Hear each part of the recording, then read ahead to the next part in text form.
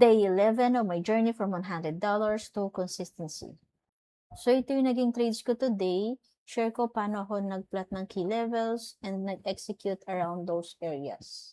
Ulit-ulit lang, bago ako mag-execute, ipa-plot ko yung previous day high and low.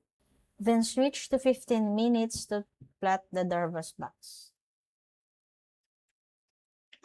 Nung nagising ako, 7 a.m., ganito yung itsura nung naabutan kong chart. So, kung ano yung naabutan kong data sa 15 minutes, dun ako magpa-plot ng Darvas box. So, paano ako nagpa-plot ng Darvas box? Hanap ako ng high. Let's say ito, yung naging high. Tignan ko lang yung dalawang sumunod na kandila. Kung hindi niya i-break itong high na minarkahan ko. Okay? So, ayan yung potentially na high. Hanggat wala kang low na namamark, potentially yan yung high. And then, sa low, ganun din yung idea. Let's say, ito yung low na minarkahan ko.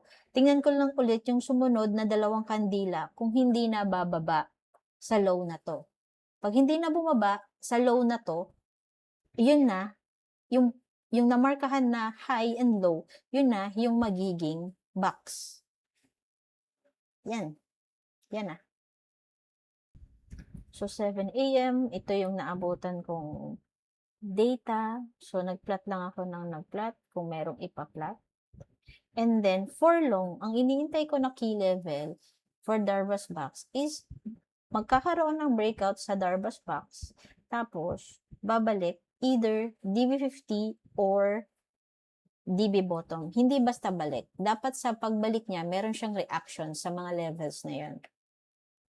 At yung isa pang key level ko is yung daily high and low. Kung nag-breakout sa daily high, hahanap ako ng long. Kung mauntog, hahanap ako ng short. So, nung 8 a.m., nagkaroon ng breakout. So, naghanap ako ng long.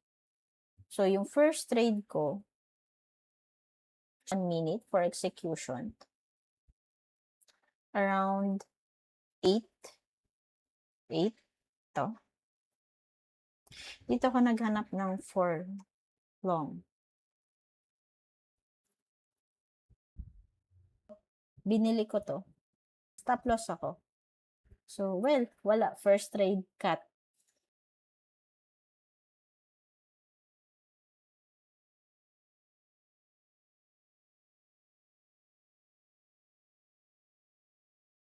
So, since na-hit yung stop loss sa first trade, switch again to 15 minutes para hindi bulag sa key level. Nung time na yun, sobra, di ba sabi ko, nag-breakout. Di mo pa naman yan nakikita eh. Nag-breakout. And then, sobrang baksak. Nung sumobrang baksak siya, sabi ko, ang key level, pag nagkaroon ng breakout, either D50 or DB bottom. So, paano siya in-execute? Yung second trade. So, second trade, 1 minute time frame. Then, ito yung minark ko na key levels. Ito yung nakamark na key levels, DB50 and DB bottom. For DB50, walang naging reaction, walang weak, walang boss. So, walang, kahit na yung sinabi ko na key level ko, hindi ako magte-trade doon, hindi ako sasalo. So, karoon dito ng reaction. So, nag-breakdown, yes, bumalik, and then, ito, kahit pula to, hindi ko siya na-consider as entry ko or boss. Kasi for me, nagdadalawang isip ako kasi parang high, high, high. Parang high, higher, high, higher, high. So, parang ayoko nun. Gusto ko yung pause niya is nag-inside candle. Itong high na to, nagiging resistant siya, and then, yan na lang inabangan ko. Kung mag-breakdown, edi wala akong execution. Pero nagkaroon ng breakout eh. So, hindi ko na yan i-overthink. Sobrang laki lang ng cut loss. Pero, nasa range naman ng cut loss ko. $4 to $20 yung kaya kong ipatalo $100. I think hindi ako sa close nakapasok eh. $19 yun eh.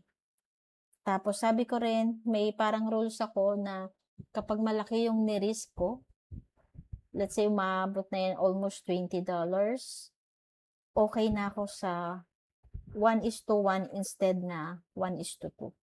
So, parang dito lang ako nag-set ng TP.